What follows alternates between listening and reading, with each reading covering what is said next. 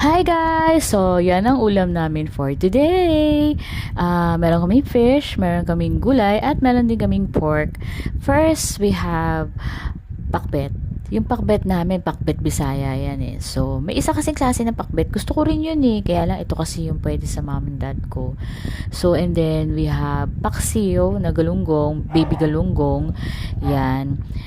Para sa mom and dad ko yan. Kasi hindi sila pwede masyado sa meat. And then, meron din kaming meat yan. Para sa mga ayaw ng veggies and ayaw ng fish. So, yun guys. Kung meron kayong suggestion, comment nila below. Follow me guys. Pwede na makatanggap ng star. So, sana nag-enjoy kayo sa meal nyo, kung ano mang meal yan, kung sino man ang kasama nyo, 'di ba? Mas masarap kung may kakwentuhan, masarap kumain pag may kakwentuhan, nakakalungkot kasing kumain pag mag-isa ka lang eh, 'di ba? So, yun guys, enjoy your meal. Bye.